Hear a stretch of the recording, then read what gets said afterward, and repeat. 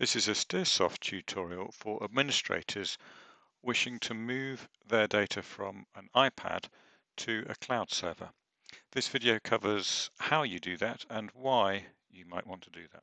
So first of all, let's just have a quick look at why. So why might you want to move your data to a cloud server rather than just sticking with an iPad? And why might you want to organize your data on that cloud server in the way I'm going to show you? Um, well, by centralizing a number of things, you can end up with a more consistent approach to names, particularly of students. There would be one place for corrections rather than multiple places if any corrections need to be made. Also, it's going to save you repeated data entry. If you have data in one place, then instead of each teacher having to do it all from scratch, there's a place where everything can be grabbed from. But um, I think those are minor points. The big points are as follows. Um, by going to a sort of centralized, organized system, um, the students are recognized in the computer across different classes, not just within a teacher, but across other multiple teachers as well, if you have a bigger school system. So you can generate student attendance reports across multiple classes, across the whole school life. You can also, once you've got everything organized and fitting together, you can aggregate school-wide reports that can combine multiple classes. You can get reports of various kinds, and that's pretty useful and powerful.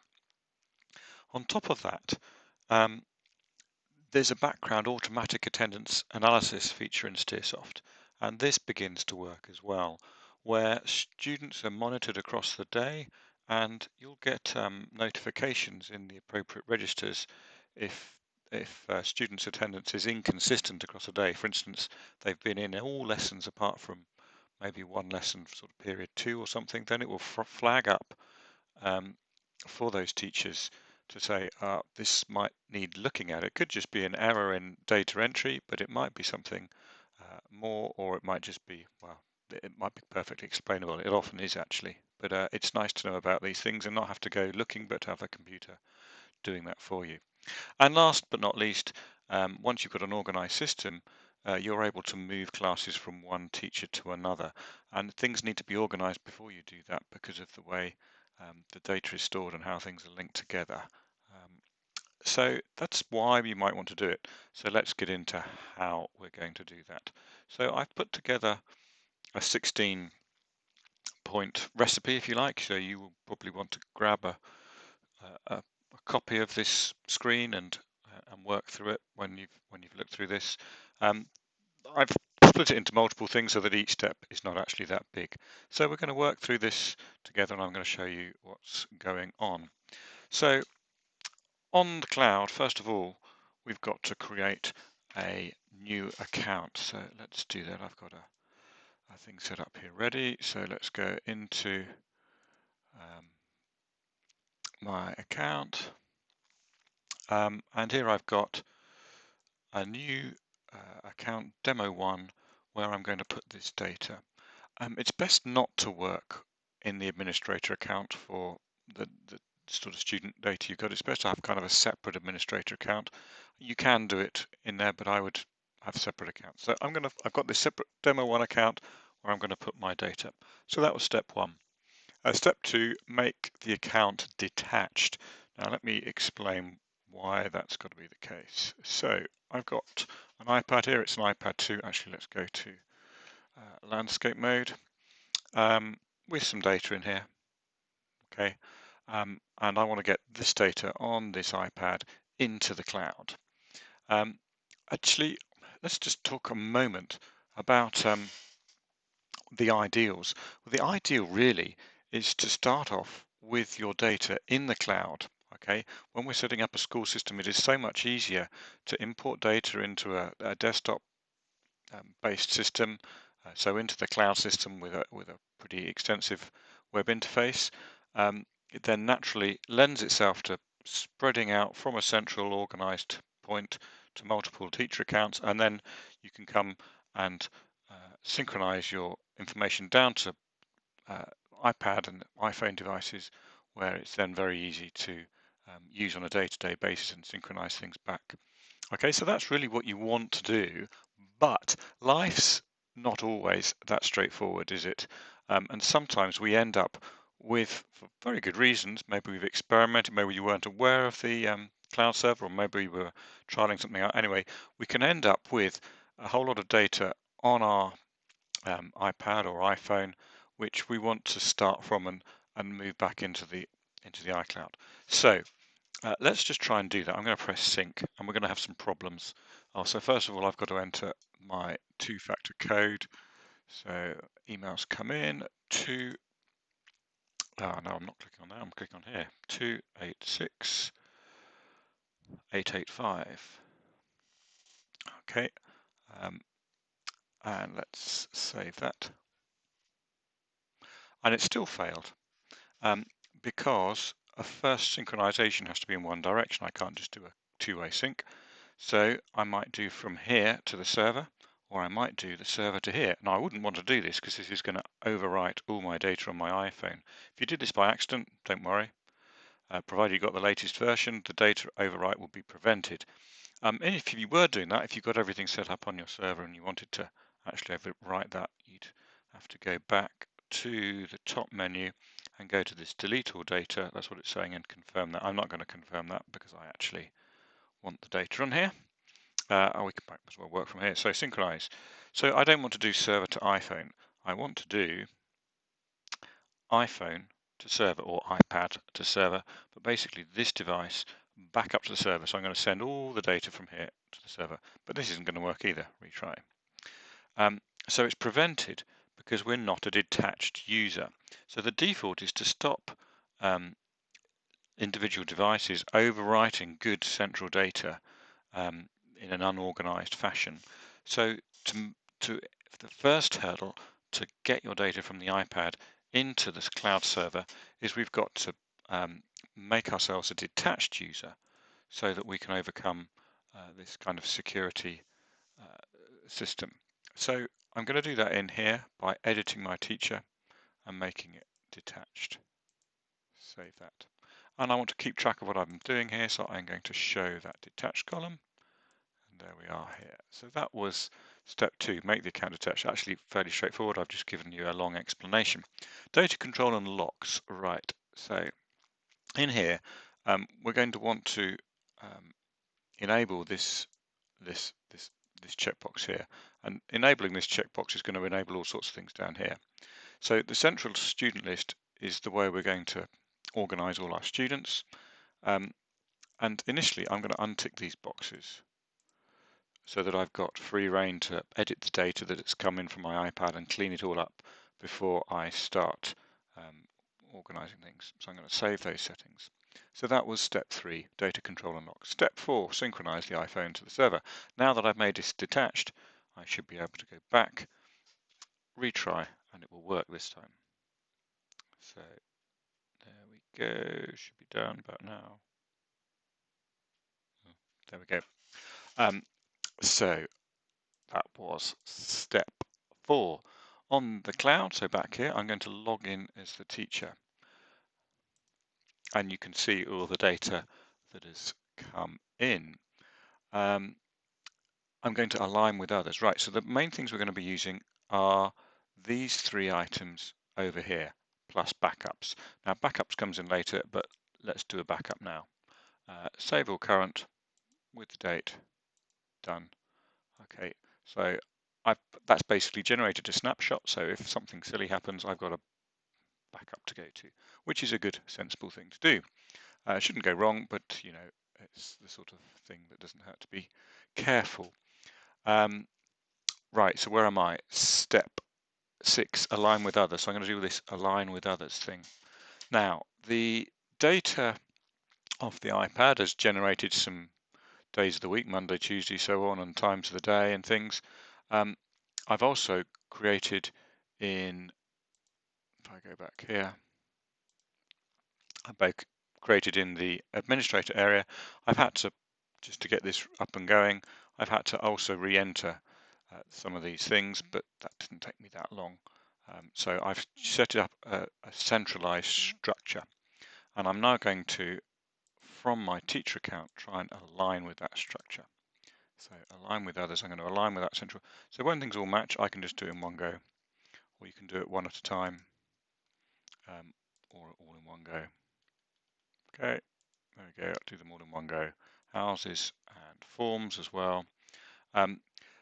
Term dates, ultimately I will probably delete this and add in a term that's been generated centrally so that that's kind of done neatly in one place, but for the moment I'm just going to leave that, that's okay.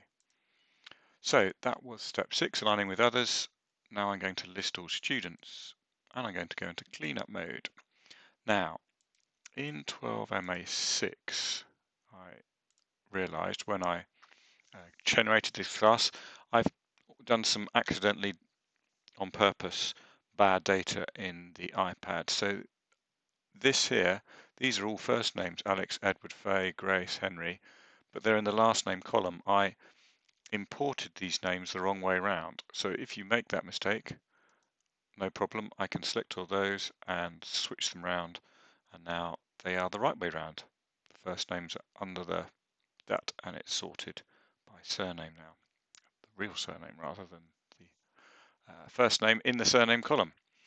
So that's fixed that bit, but I'm also going to now do step 8, which is to merge students. So when you're in an iPad situation, even on the cloud thing, if you're not being organized, it's possible to just copy and paste new students in each time you do a new class, and that will, if you're not using existing students through the system, it's just going to create duplicates of the students you already had. So I've got duplicate students and they're completely separate as far as the computer's aware. So we're now going to join those students up. We're going to try and match by names and dates of birth automatically, and then create just one shared student record that is referenced from each of the classes or places. So that's what this process is going to do. We're going to try and merge any duplicates. So these, it's identified as duplicates, it's matched them, and they're ready to merge. Okay, reminds you to take a backup if you haven't done that. We already did that, so let's just go ahead and do it. So I've now merged all those. That was step 8. Step 9, back as the administrator. So I'm going to exit here, back to the administrator.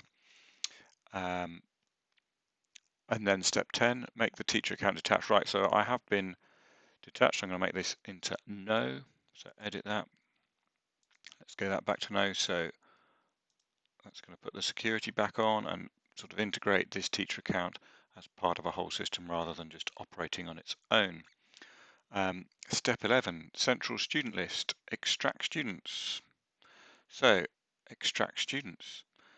At the moment, I don't have any students in what's known as the central student list, which is kind of the central location. What I'm going to do is gradually set up a centralized list of students from which all the teacher accounts can match and pull data from. So I'm going to kind of have a master copy in this central area. So I can begin to do this by extracting the students that I have on from my iPad. Now I wanted to clean up the data first and remove duplicates and things because I want to be extracting good data, not poor data. So now that I've got that, I can import those students below. But there's a small point of detail here. It's listed explicitly on the list. Is point 12, import non-zero and 0. So this is currently showing all students with a non-zero school ID. So they've all got a school ID, which makes things a little bit easier. But there are some students without a school ID. They're just left blank. So I want to include all the non-zero and the 0, so I'm going to change that to any.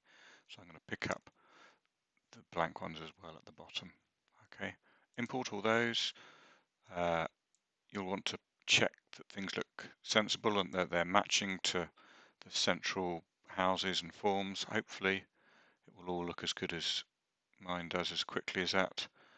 Note for last estimated community tour, well actually it's going to be pretty quick.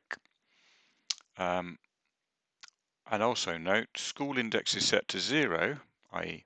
these three at the bottom, will automatically get new school indexes generated for you. So that's quite nice.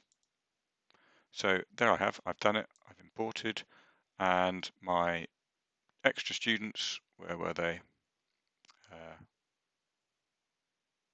Can't remember who they were. I think this was it, Julie and Luke and Hugh. They've got IDs of 101, 102, 103. I had 100 students. It's automatically incremented from the largest number I had before that.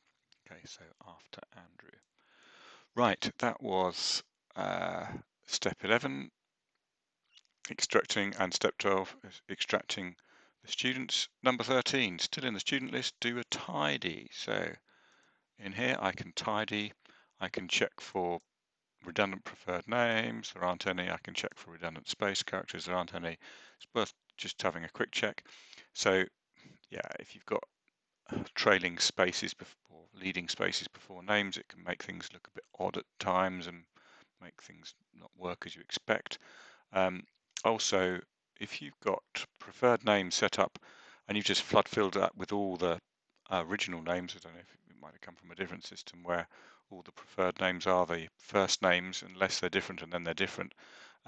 This gets rid of preferred names that are no different to their first name so that you don't get the name appearing twice on displays. It only will then show preferred names if they are different to their first name.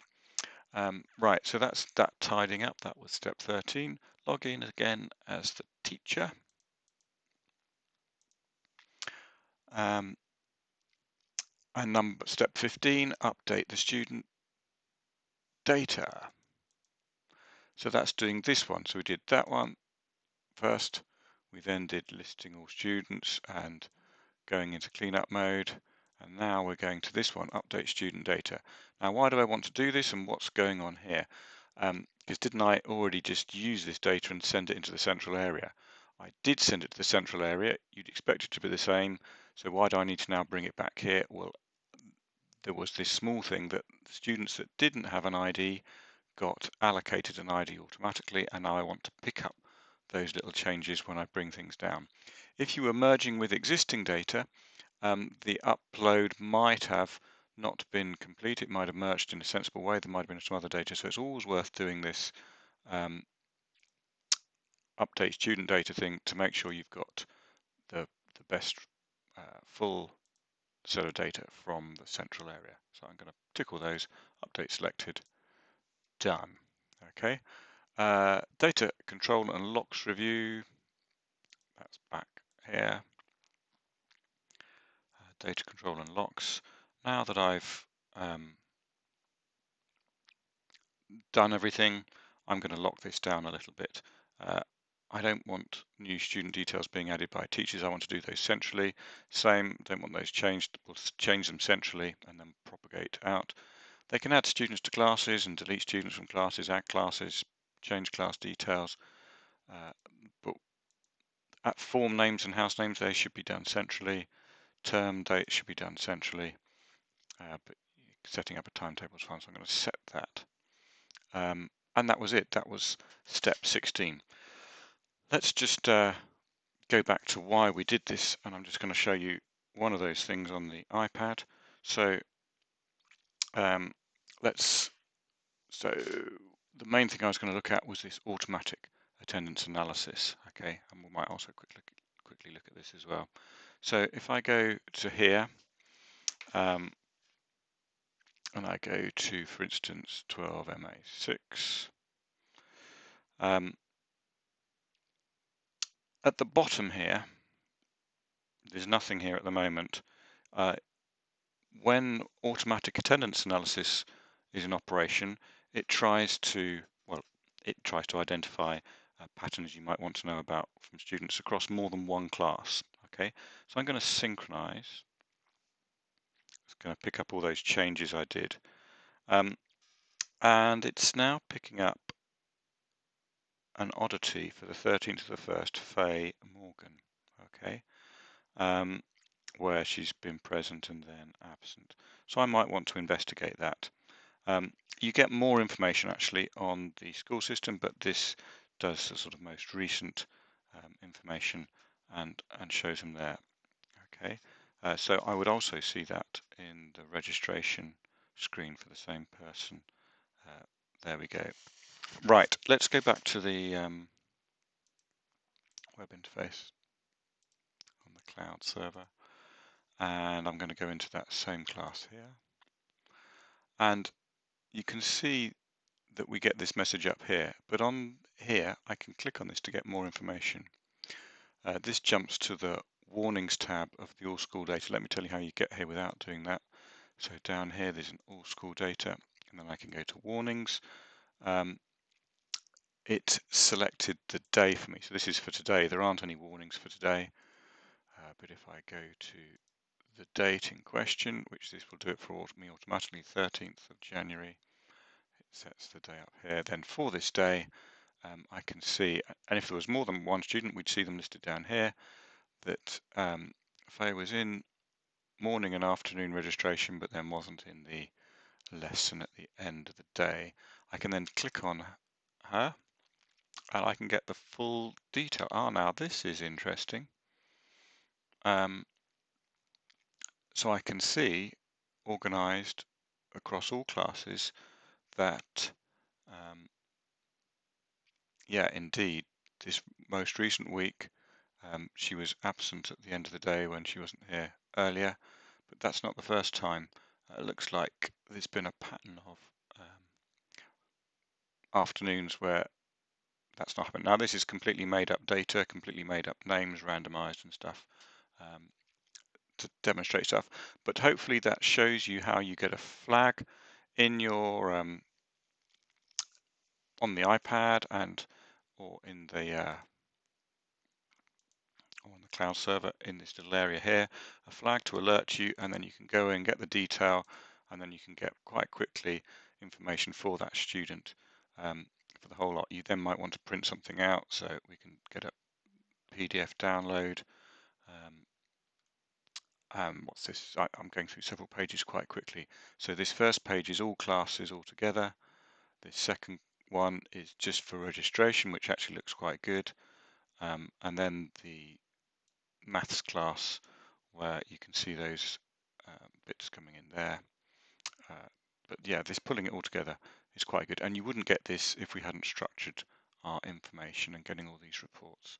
So there's a good read. And the last one was on that list was moving classes. So down on here, back in the administrator area, I could transfer, for instance, from demo 1 to demo 2. I could transfer this class 12 MA6, various warnings, and I might want to do some backups, but let's just do this. Confirm move, done, continue. So if I go back in here now, this 12 MA6 class is gone. It's no longer there, but if I come back in as teacher 2 or demo 2, I've now got this class 12 MA6 that's appeared, complete with all the attendance data, and I can see that for the whole term, except I've not got the term there, but I could, so I've not set that up centrally, have I? So terms haven't been shared yet to other teachers. Hopefully that was of use. Let me just put up that checklist again at the end. So I basically worked through this checklist, which has moved the data from my iPad into the cloud and aligned it with all other users, and then secured things with the data control and locks ready for being able to produce all sorts of nice reports and automatic attendance analysis. Thank you, and I hope that was useful.